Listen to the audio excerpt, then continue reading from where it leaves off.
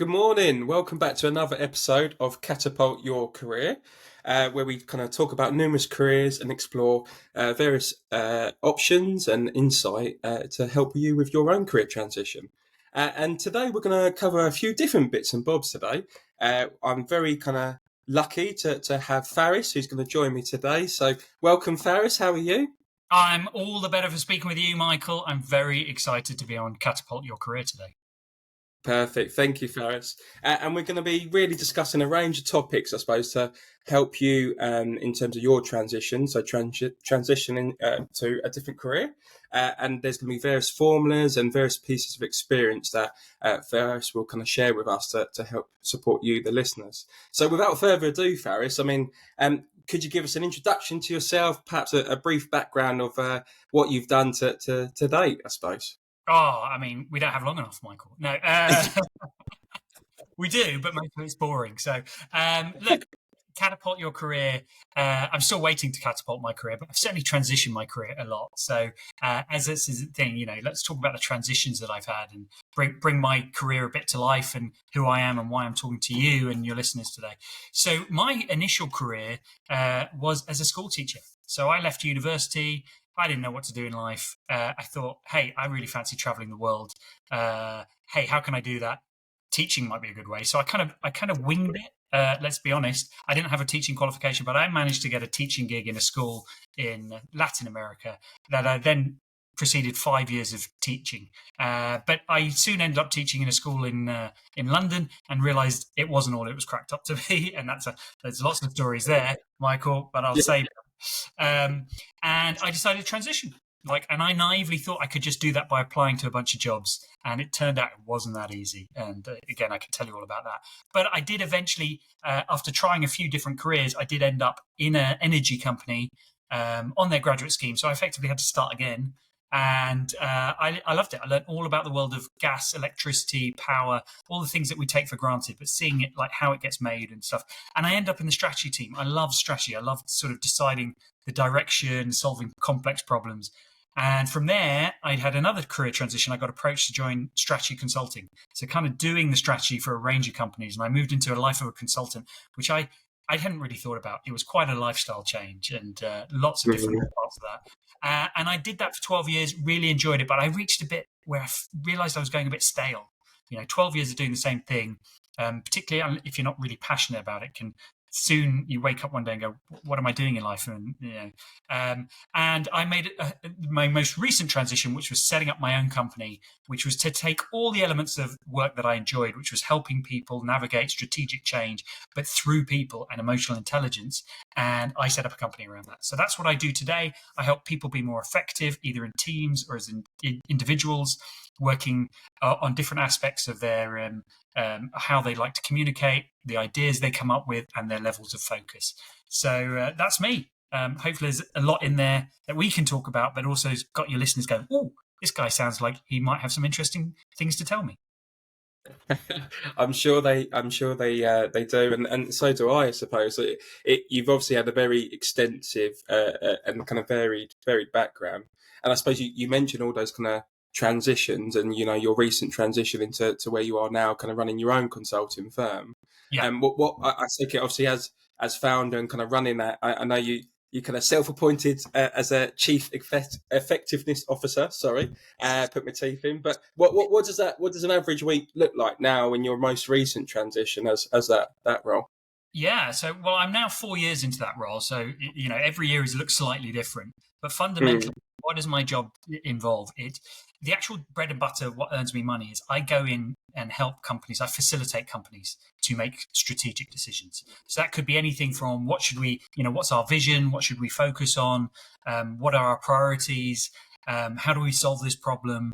I do exciting things like wargaming and pre-mortems. So either I'm facilitating me and I have a little team. We get in the heart of teams and we make them work better together to get to decisions and solve problems. Or there's another side of my business, which is training. So I started off as facilitating, and people said, hey, we love what you do. Can you teach us as leaders how to do that? because the kind of ways you build relationships really quickly, the ways you use storytelling, the ways you influence other people, we'd love to be able to do that. So we do a lot of training nowadays. So that's my bread and butter. That's what I actually do in terms of delivering. But if you run a business, you also have to find the work. So I do a lot of business development, a lot of networking. I go for a lot of coffees. I then have to design the work. So if I win a piece of work, I always start with a blank piece of paper, or I try and use things that I know are successful, but I'm designing new workshops, new ways of teaching people. And to be able to design things, I spend a lot of my day reading and absorbing new information. And that could be through the coffees, but I also do a lot of reading in background. I love reading stuff on behavioral economics, what makes people think and how they think. So I'm either delivering work, designing work, or I'm networking, or I'm researching and reading more, or I'm simply promoting the business. I do a lot of podcasts like this. I write blogs.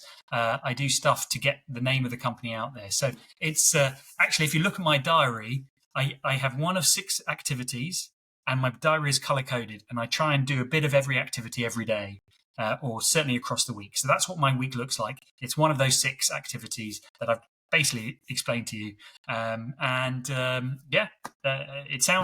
It either sounds exciting or it sounds dull, but I enjoy it. Well, I think that's probably the most important part, that you at least you enjoy it yourself, and especially even from what you said about the consulting element, that 12 years is a long time anyway, but then 12 years to do something that you're not passionate about, it makes it even harder. And I suppose linking back to the kind of core theme, I suppose, of this podcast in terms of helping people with their own transitions, you've clearly had a really varied background, going from kind of different industries, probably even different sizes of companies. And it's interesting just to wonder, like, what are some of the insights you found in your own experience, that have helped you with those various transitions, and if you were to kind of help somebody else or give advice to them, what would be some of the kind of key bits you would pick out your own experience? So I think it's a great question. I think the first thing is it would be great if, if I look back at all those transitions, it's not like I had a thunderbolt suddenly on each of them, like, oh my God, I need to change the next day. It's usually more a slow, gradual thing. And sometimes you don't even realize that you need a transition. So if I take my last one in particular, I wasn't aware that I needed a transition. I just started working with a career coach, actually, and coaches are good. Everybody use Michael.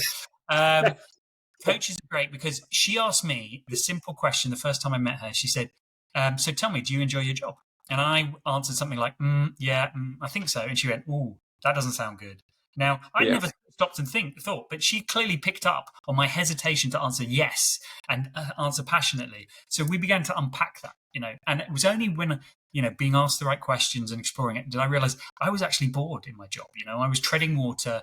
I'd kind of stagnated. And so then it became, well, what do you want to do? And again, you don't get a thunderbolt that says, I want to do this, right? Nice.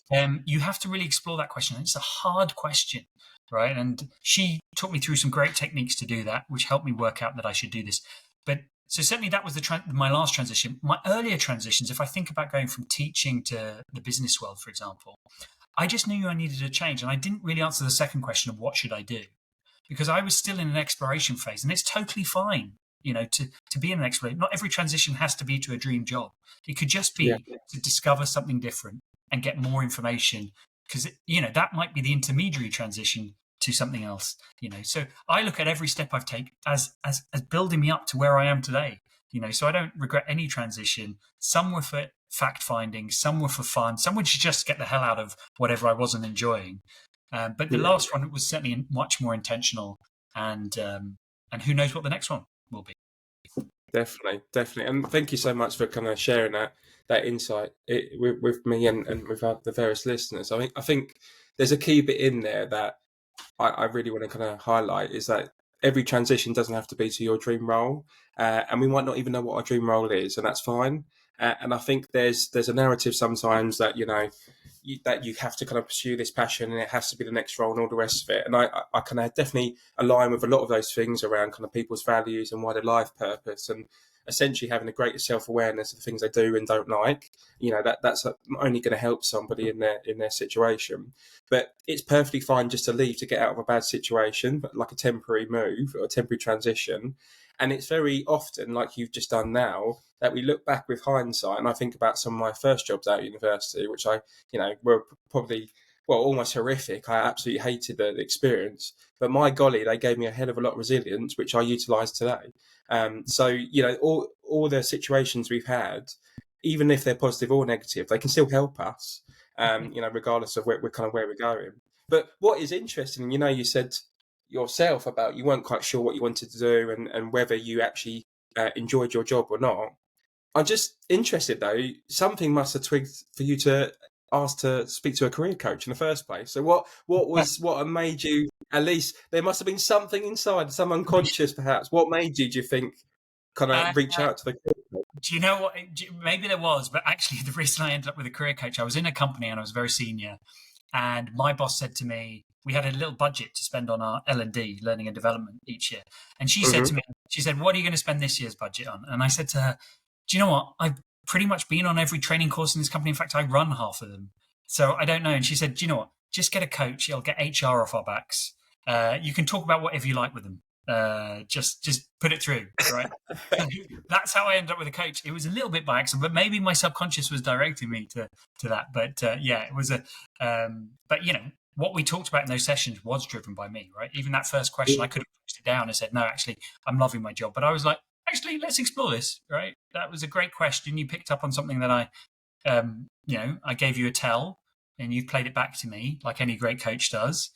Incidentally, if you observed Michael, he was very good at summarizing back to me what I said, which is the sign of a fantastic listener, let alone a coach. So I let my coach run with it, and I wasn't sad with what we discovered at the end of the rainbow. Definitely, and I think, it's really interesting. Like you said, it might have come from a different direction. Like you said, let's just get HR for our backs, Mike. Let's just get this budget spent. Let's get going. But it's interesting once you're in that situation, like you said, and it's very important. Like you said, you drove the conversation. You kind of led that. But having that coach to kind of, I suppose, create a reflective and safe space for you just kind of ruminate on some of those thoughts is really interesting.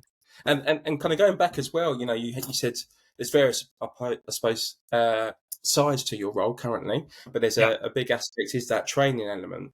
I know you talk a lot about success, and I always find the word success is quite interesting. It's quite what's success to me might be different to yourself and different to others. What does that training kind of element involve? So we do a lot around different aspects, particularly soft skills. But I think what Michael is beautifully alluding to is a success. We do have an equation within my company that we use to help businesses and kind of shape the work that we do. And it says, and I'll say it first time, and it's now trademarked. So, which was a long legal battle, but I won't go into that story. Success equals IQ times EQ times FQ. Now, let me just explain that to you and the listeners. So, you're absolutely right, Michael. You can't be successful unless you know where you want to go. So that's where the strategy bit comes in. Have a vision, have an objective. Okay, so to be successful towards that vision and objective, whatever it is, it could be to make $1 million. It could be just to, get up out of bed in the morning. It's entirely up to you. You've got to set that yourself. You've got to set that objective. But to get there, you need those three components. You need IQ. You need the ideas to get you there, right? They've got to be good quality ideas. They've got to be tested. They've got to be sharp. Right, so that's where we help companies, either through the training or facilitation, to tease out those ideas or teach them how to come up with better ideas. Now, reasons your ideas might not be so good is probably because you're just using a lot of your biases. So the human brain tends to just go with the first solution it comes with, or goes with the things that it's always experienced. It doesn't test its outer limits. So often the one thing we do there is help people flip their thinking on their head, or get more out of the team around them, because often it's the boss just sets the idea and everyone just piles in because they're the boss. So there's lots of ways to improve, and it's not IQ in terms of your Mensa score, it's about the quality of the idea. So we help on that aspect. Then there's this EQ, right? If you have a great idea, if you cannot communicate it to other people or take them on board with you, then all it is a piece of paper. Now, there are loads of great ideas out there that have never seen the light of day. Trust me, I've written a lot of them as a strategy consultant. And that's actually, was one of the frustrations I had. So how do you get people to buy into an idea? It's about flexing to their needs. It's about, communicating in the way they want. It's about listening. It's about involving them, right? And that's a lot of the skills that you bring to the table, Michael, as a coach, right? But that's the EQ side of things. And then the final part of the equation is the focus quotient, this FQ.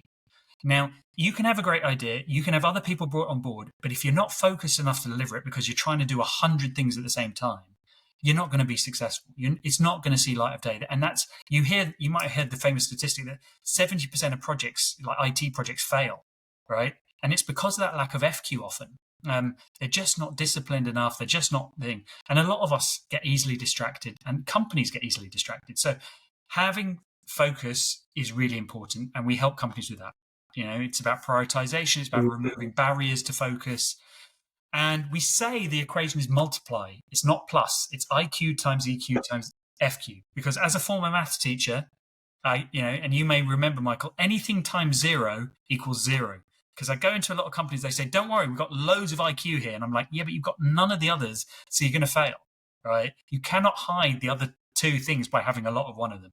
So that's how we help. And that's what success means to us.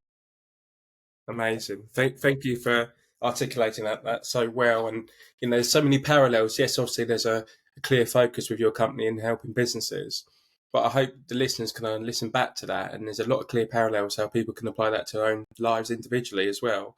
And just a couple of questions, I suppose, as we go through the kind of that formula that you said, the IQ piece. Yeah, it's interesting. One of the key phrases you said was kind of flip people's thinking, which I love. And we're wired even from our earliest days on life to kind of do the default, operate in a place of safety and all the rest of it. So it's really interesting, expanding people's horizons and not just doing what the boss says and kind of piling in behind them, like you said. How do you go about flipping people's thinking? Well, there's a way to do it in teams, but if you want to do it as an individual, look at yourself. I bet we have routines for a reason, and they're really useful. But routines also mean we just sort of, I won't go into the sort of the science and the technical details behind it, but we kind of go into autopilot, right? Yeah. From everything, what we have for breakfast, how our route to work, and the brain gets comfortable. So whenever somebody would say to you like, "Oh, what's the best way to get in work?" You'll just give you your automatic answer. Now, that might not be the best answer because if they're asking you a new question.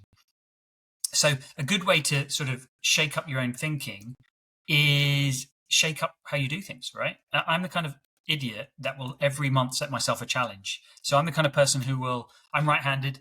I will brush my teeth with my left hand, even though it's weird, right? Because it's getting my brain to think in a different way. I'm the kind of person who'll take a different route into work just to flip my head in, right? So it's about that kind of shaking up your own thinking and then test it, right? I once read a book about how to increase your levels of creativity and thinking, which was, it's a muscle. You need to work on it, right? And this guy in this book, he explained how he set himself every day for a year a different question, and he had to come up with 10 ideas for it. So like, what would be the title of my autobiography? What's a great new flavor of crisps?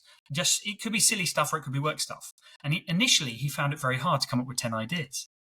Okay. But the more he practiced, the better he got, because it is like a muscle, right? But too many people stop. They just come up with their first idea, right? So I read this book and I was like, I'm going to try that. And do you know what? But within a week, I could easily get past 10 ideas, and soon I began to challenge myself 20 ideas on a topic, right? And that became very easy. I could do that within 5 minutes. And then I was like, I've suddenly got so many more ideas in my life. Just give them away, test them, start trying them, right? So there are lots of ways to improve your own levels of how you think, how your brain works, and the level of ideas that you come up with. And that's what I want listeners to really think about next time they have a choice to make. Amazing. Thank you. And I think it's, it really speaks true. I hear a lot of people who I speak to who are perhaps in more corporate careers and want to switch to something more creative. They have that kind of itch they want to scratch, but they go, "Oh, but I'm not really creative." And I always kind of giggle when people say that. And I say, what makes you think that? Well, I don't do very many creative things, and I never get a chance to do them. And I kind of profess and guide them, I suppose, to do similar exercises to what you just said. like with all things in life, it's a muscle that needs to be worked. So it could be something incredibly small. It could be whether it's a drawing, whether it's visual art, whether it's podcast, whatever the creativity, whatever avenue it is. It's just doing it in small ways. And you do it, like you said, once, 10 times, 20 times, every day, every week. It soon compounds, just like compound interest, and it will soon build and build and build. Yeah. And I think it's really powerful because, I always say how you do the small details is almost how you do everything. If you do the small things like that, you kind of put real stock into like trying these things, days and days, weeks and weeks over a year. It's 52 weeks in a year. If you did your strategy, like you said, from that book over 52 weeks, you're going to be, crikey, whatever realm you choose, you're going to really kind of ramp up and develop it in that space. So I think it's a really good kind of, it's a simple but key takeaway that kind of people can take away. So thank you for that. No, thanks. I was just going to say, carry on. Sorry, no. Just it was a beautiful thing that you said that kind of leads into the EQ part. Is when people tell you, "Oh, I'm not creative," so much of what limits people is the narrative in their own head. Oh no, I'm not creative. Oh no, I couldn't. I'll go and ask my boss for a pay rise. Oh, I couldn't go and chat that person up in a bar. Oh no, I couldn't. And what they're doing is closing down something before it's even happened, just through, and they don't realize it. Right? That you've just closed off one possibility, or 100 possibilities by a single thing in your brain. And how powerful could you be if you could flick that switch the other way? Yeah. And that's an amazing thing that I see time and time in, not just in individuals, but in teams. They've closed down whole ideas because of a narrative or something that has gone before.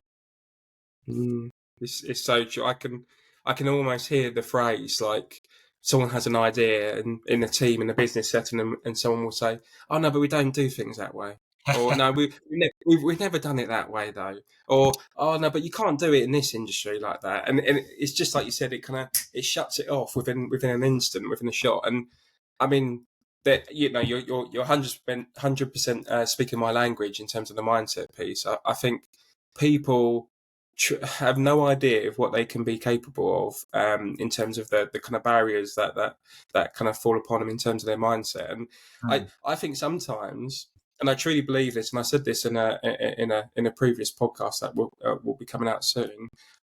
There is obviously fear of failure, so we're kind of scared that we're going to fail, and scared we're going to try a new avenue, try a new option in a business, in a new industry. But there is sometimes fear of success, and people kind of laugh and giggle when you say that, but especially when it comes down to individuals. If someone wants to go into an artist realm or a creative realm, let's say, and if they were to be successful in their right, so what they deem a success, everybody, their peers, their whole network, the general public will know who they are. Their artwork, whatever it is, will be kind of publicised on a wide scale. It'll be at the victim of kind of being torn down, and people kind of shoving opinions towards them. And people are sometimes actually scared to succeed, not just to fail. So I think it's really, really, really fascinating. And I suppose the final bit with the EQ is for me, as soon as you said EQ, I thought about emotional intelligence. And for me, it's always what it's like to be on the receiving end of you. And I just wondered, what your experience has been around emotional intelligence, and if you kind of had conversations or training with peers around that. Yeah, a lot of what we do is around emotional intelligence. Emotional intelligence is a fascinating thing. It's a bit like strategy. I picked two words that have so many different meanings to people. So I've got in long debates around what does emotional intelligence mean. So fundamentally, my take on it is just, are you able to see the impact you have on others and on yourself, right? And can you control it? Can you influence it? So and you'll know emotionally intelligent people. They're the kind of people you like hanging out with. Yeah. We used to call it in consulting the airport test, which was, imagine you got stuck at an airport for 24 hours with a person. Would you hire them? That's a good test of, are they emotionally intelligent? And if you're like, God, no, I couldn't possibly make small talk with this person for 24 hours, then, that's a good indicator. So yeah, there's a lot of emotional intelligence. And as you said, it's about managing yourself. It's about managing your impact on others, but being aware of it first. A lot of people are completely blind to the impact they have or the emotions that they personally go through. Definitely. And I agree with your definition. I like mine. I think it's realizing what it's like to be on the receiving end of you. I think how your emotions, how your actions, how your opinions affect people. But equally, like you said, there's a very important bit about yourself. Yes, that you're realizing your effect on others, but actually your effect on yourself. And Mm. there's a nice little circle to that mindset piece in terms of your narrative and how that kind of affects. We're very quickly, if someone ran up to you, I always think about this example, which makes me giggle. If someone on the street ran up to you and says, "Oh, you're an idiot," you would look at them, tell them to jog on, and you could carry on your walk. But we call ourselves an idiot every day, 5, 6, 10 times a day, Yeah. and we just accept that. Whereas if someone externally said it to us, we'd go, "No, you're talking nonsense." So there's, I really kind of agree with your thought around that. Yeah. And here's a fun activity if people are bold enough. Next time they're down the pub with their mates, get an envelope, get a bunch of post-its or cards, and tell your mates to write the 3 adjectives or 3 words that describe you. Right? You tell them a story, and the 3 words that pop into their head as you're telling that story. Okay, so it should be prompted as you're telling something, and put it in the envelope. So they don't have to put their name against each word. Right, and then when you get home, open that envelope, and you can see the impact you have on others. Now, obviously, you might get a few of your friends who are a bit, trying to, cause you a bit of trouble, and they might have written some words just to piss you off or something. But you will get a general impact. And are you prepared? And the other part of the activity is write down what 3 words you think best describe you, and then see if they come up in your envelope. And if not, and if there's a disconnect, go back and find out why. All right, and that's a really good way to see your impact and the impact you have on others. Yeah, no, I love that. I think that's another real super kind of tangible takeaway for people. And it in the business context, you might see it as like a 360 almost, in terms of like, you invite various people to their opinions on you, your work, and everything else. But that's a super kind of quick way, done in 5-10 minutes, if that, people can take away. And moving on. Oh, sorry, Faris, go on. No. I was just going to say, I use that one with new teams, people who haven't met each other before, and they're not allowed to open their envelope until the end of the day when they've got to know each other a bit better. And it's always this like funny. They're like, "You call me what?" And they're like, "Yeah, that's the initial impression you give when you walk into a room." And they're like, "Oh, right." So it's not about them being angry with the person. They're like, "Oh shit, that's how I actually come across the first time somebody meets me. I'm either happy with that, or maybe I should change something."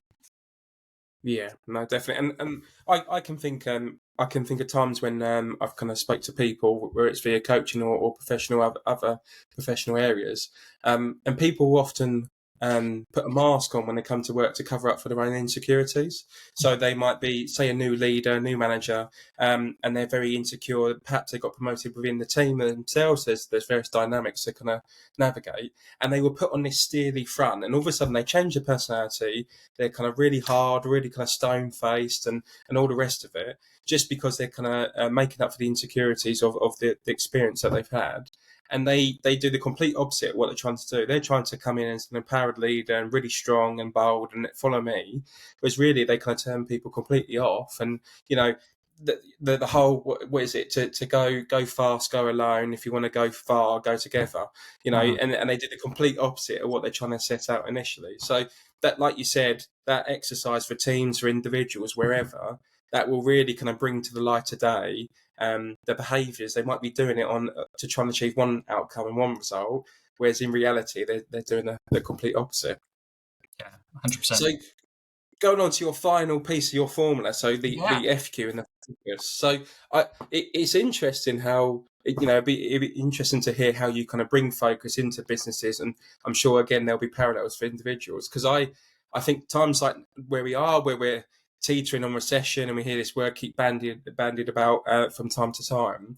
You'll especially see more financial institutions when we get to certain areas like this, that external forces them to focus, and all the fluffy stuff that they were doing gets dropped. You unfortunately see a lot of stuff in terms of jobs and people kind of redundancies, and that external forces them to focus, rather than perhaps you could argue being proactive and having an internal force that forces them to focus. So how do you go about kind of making businesses embrace that FQ? It's great conversation. So at a business level, the number one thing to do around focus is prioritization. Yeah, it's been really clear, what your company should be focusing on. And it's amazing. I walk in and I see this time and time again. I go into a company and I say, okay, what's your strategy? What are you working on? What's your strategic projects? They go, oh, we've got 100 strategic projects. And I'm like, how can 100 things be strategically important at the same time, right? You wouldn't do 100 things in your personal life that are strategically important, like lose weight, learn a language, move countries, get married, all at the same time. You just collapse. And I'd be like, it's the same for your company. Anyway, so you are confusing your employees by saying these 100 things have all got to be done. Give them 5, give them 10. That'll make their life easier. It'll make you have more likelihood of success in those outcomes. So that's the number one thing. But that's easier said than done, right? You can tell someone to go from 100 to 10, but actually helping them get there is the secret sauce. So number one is the prioritization, and then it's the communication around it, right? You've got to be clear. You've got to provide that clarity to your workforce. So even if you pick 10, it's amazing how many times they don't go out and just talk about it every day. Okay? Put this on your agenda, put it at the top of the thing. So everyone is clear. These are the 10 things. Are you doing something else? Okay, you shouldn't be doing something else, right? Link back all their sort of what individuals are doing back to those 10 things. If you can't see how it links, go, well, that's not a good, you need to be doing a different activity. So that's how it should flow through a company. And then the other way to look at it from a company's point of view is, are there any barriers in the way of people doing those things that you said are the 10 most important? Now, so often it's like, hey, in a company, it might be, well, we need everyone to move over to this key piece of software, let's say. And you're like, well, has everyone got a license? No, they haven't. Okay, well, that's a barrier. Why don't we fix that, right? Or has everyone, been given this or been trained on this? No, they haven't. Well, why is that a barrier? And it can be stupid stuff. It could be like a printer is broken in the office and everyone has to go for a workaround, which is walk to the next office to print out stuff. And something as small as a printer might go unnoticed for like 2-3 weeks. But think about how that's stopping people from doing what you've told them is important, right? So it's about removing those barriers. Some are small, like a printer. Some are big, like, oh, we haven't given them the training or we haven't communicated it to them.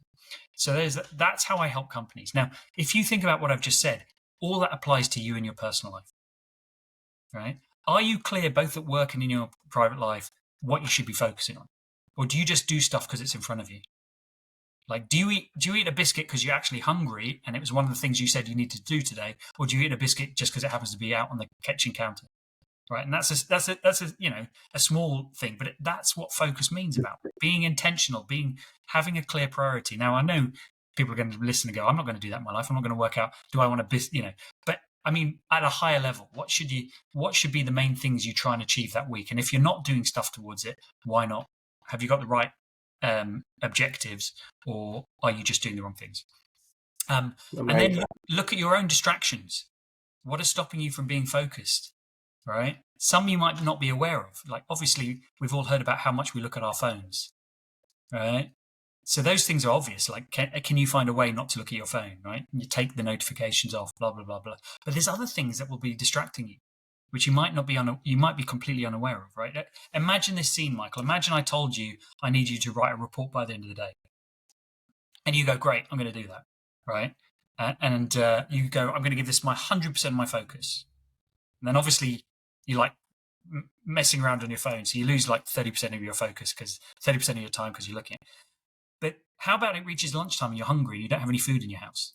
What happens to your brain? Right? All you're thinking about is food. Oh, I'm hungry. And actually your focus goes from the task that you're doing, or the quality of the work that you do goes from the task, right? And if you spotted that early on, you just make sure you had a sandwich there or something, right?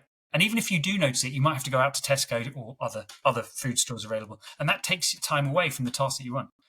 So focus can happen through hunger, whether you're cold or hot in a room, all these little things that chip away at you giving 100% to a task that you said was important. And if you add those up, actually, usually what happens is people only, give about 20% focus, because life just gets in the way. But if you did a bit more planning and thinking through, you could have a sandwich prepared. You could make sure the room was at the perfect temperature. You could make sure your phone was locked away for the hour that you need to work on something, so that you give as close to 100% as possible. So amazing, Faris. I mean, so thank you for first kind of sharing the insight, and then also kind of sharing the clear parallel for a business, but for an individual. And there's a lot of kind of insight I personally took out of it. I mean, a common exercise I do with clients is something called letter to myself. So, let's imagine it's January for ease of the explanation. and you write a letter to yourself as if it's a January 2024, so a year's time, and you're writing in that present time. You're writing as if you're already in January 2024, and you kind of say, it's January 2024. My name is Michael Glassick. I've had an absolute amazing year, and these are the reasons why. And what are some of the key things that come to your mind? Doesn't have to be professional, can be personal. What are some of those big high level ticket things that come to your mind? And it kind of falls hand in hand with what you said about that planning piece. Once you get those, say, 4 or 5 big things of this is the way, I clearly know I've had an amazing year. Okay, now we need to work backwards. Okay, so there's 52 weeks in a year. Okay, you could do one thing every single week to work towards those kind of big 4 or 5, ticket items to achieve at the end of the year. Right, break it down into quarters. Okay, what would I like to get done by this quarter? Okay, now I've broke it down into quarters. What would I need to do in the next month? Now, what do I need to do in the next week? And you kind of reverse engineer the whole process. So that really gives you that clear clarity and that prioritization. And I suppose that, like when you have various things come up, whether it's emails, hunger, friends, birthdays, whatever the distraction is, you have those 4 or 5 things. So I have it on a little whiteboard just above me here that I always look at first thing in the morning. And I think, right, these are the things I said that I need to do so that I know I'll have an amazing year. And that allows me to prioritize right back to things, right, I'm getting distracted. This is what I need to do this week.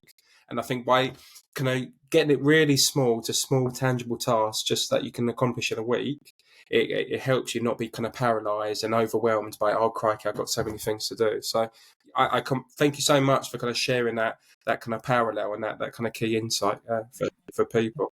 Massively. And I love the way you linked it. And, all I would add is that letter to yourself and working backwards is great to give you the clarity on what you should focus on, and but identifying the things that might stop you, right, is another part of that, right? And there's a technique in business that you use called a pre-mortem, which is you assume an idea has failed and you try and creatively come up with all the reasons it might fail. So you look at what you were to achieve on January the 1st. But then also do a second activity. What are all the potential things that could stop me? Okay, and then you flip it. Once you've identified them, pick the 5 biggest things. Go, how can I make sure those don't happen? Right? And it could be, oh, this person's birthday coming up, or this mate is a big distraction. How can maybe only see them once a month or whatever? So whatever you think is going to be the potential biggest blocker, come up with a plan ahead of time, rather in the stressful moment where you're like, damn, what do I do now? Because decisions we make under stress are not good decisions. No, I absolutely love that, and I think people's unfortunately, a lot of people's default is going to that negative place. So I don't think people they won't have any trouble thinking, oh, I know plenty of reasons why this will go wrong. So Brilliant. Their creativity all of a sudden will come to a fore, and they can really utilize that to say, right, these are all, I can give you 10 easy, Faris, of how it's going to go wrong. Yeah. Great, thank you. Now you got that. What's your little kind of risk log? What's your little risk plan? Exactly. What's your mitigating actions to kind of put these right? So I think that's super great. It links. Yes, we're positive. These are the high ticket items that we need to do to have an absolute amazing year. But at least you've got the real practicality of, okay, what are some of the things I need to do to kind of mitigate some of the risks or the barriers that kind of stop me from getting there. So yeah, I completely agree. I think that will be really, really useful for when people are putting those actions and those goals into place. And kind of circling, a lot of our conversation and kind of as we start to pull the kind of episode to a close. I mean, what will be really interesting, you've had, like I said, you've had so many varied experiences. You've talked about, the vast amount of training you delivered in terms of this formula and your kind of goal and where you are now. Yeah. If you were to speak to young Faris, he perhaps doesn't have a beard. He's still handsome as ever, but he's a bit younger. So a few years ago, if you had a piece of advice or even a couple of pieces of advice that you would give that younger man, what would they be? I mean, I'm probably going to repeat other people's advice, but it'd be go try more things, right? Don't be afraid. Because like I said, at the time, some things seemed like really big. Oh, I missed a promotion. And I over-focused on how much I thought it was important. It wasn't. Actually, go and fail more. Go and talk to more people. go and listen better, because all good things come out of those three things. You might not appreciate them at the time, but when you're older, you will definitely appreciate them, because they'll have given you a whole range of tools that others won't have, and a whole bunch of great skills that you can go and teach others. Yeah, that's amazing. Absolutely. And I think, you look at what I suppose society deem people as successful. So the kind of quote unquote successful people that society deems, 9 times out of 10, they've done amazing, kind of wonderful adventures and wonderful businesses, companies, whatever it is. But they haven't done it the first time. You look at Richard Branson, you look at all of these people, they have failed absolutely numerous times. More times than we would ever want to think about. But the thing is, they've had those experiences, they've learned, they've tried something else, they failed again, they've learned another time, and then within 5, 10, even 20 different times they've failed. They've had that iterative kind of process to really build to where they are now, where they're kind of seen as, oh yeah, it's easy for them, and I always love that saying, it's easy for them, because that takes responsibility from ourselves. We go, yeah, but it's easy for them, they were born with money. And then you say, well, they weren't actually born with money, they did X, Y, Z. Yeah, but then they had that business. I go, but what about when they failed 5 times before? So I think really pushing people out their comfort zone, and kind of, reach into, doing one thing perhaps that makes you feel uncomfortable every week. And it could be as simple as talking to a stranger when you're next to the bus stop, or, it doesn't have to be massive. But I think, like you said, really branching out experiences, I think that's great advice. Yeah. And it's only when you get older in hindsight that the analogy I always like to say is, too many of us think it's full time whenever something happens, but actually you're watching a game of like basketball. It's just a timeout, right? You're only actually 10% of the way through the game, but you think you're 2-0 down, so the game's over. But actually, you haven't seen the end of the Disney film where you win with the last thing. So actually, your life is going to be a success. You're just looking at it the wrong point in time and assume it's already done. Yeah, so true.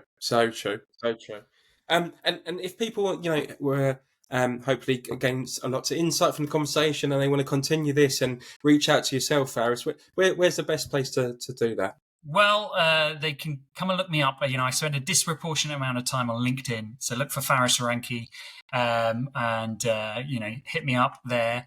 Otherwise, you can look at the company website. My company's called Shiageto, which is, I'm sure Michael will put it in the show notes, but is the Japanese word for a sharpening stone, because that's what we do. We sharpen other companies. I'm also on Insta. I write a weekly blog. So there's lots of ways to find me, but the best place is LinkedIn, and I will respond, because I love responding to absolutely everyone who writes to me. At some point, I might stop that, but I still love it. It's good to my life. I'm not that much of a diva as yet. So no, thank you. So well, you heard it here. You need to message Faris quickly before that starts changes. Not but you, yes, Mum. All right. Definitely, and yeah, of course, I will include kind of links to the areas that Faris mentioned, so you can kind of find him. Various areas that you've said. So, and I love that kind of title, like you said, sharpening stone and sharpening others, and you're sharpening businesses, and I suppose hopefully in terms of my career coaching practice, I help sharpen kind of people as well in terms of their careers. So I think it's a really good kind of ambition and a really good goal that you have, and it's encapsulated by the title of your company. So yeah. But thank you so much for your time, Faris. And like I said, hopefully the listeners, I'm sure they will gain kind of massive amounts of insight into how they can kind of utilise their individual careers, their lives, using that formula as well as the experiences you had. So, but thank you for your time, Faris. Thank you, Michael. Been a real pleasure. Beautiful. So thanks all. I hope you enjoyed that kind of episode of the podcast, kind of a slight different kind of switch up to the usual episodes, and hopefully you can kind of gain and utilise some of that insight into your own individual lives and your careers. So hopefully we'll see you on the next episode of Catapult Your Career, and I'll see you there. Thank you.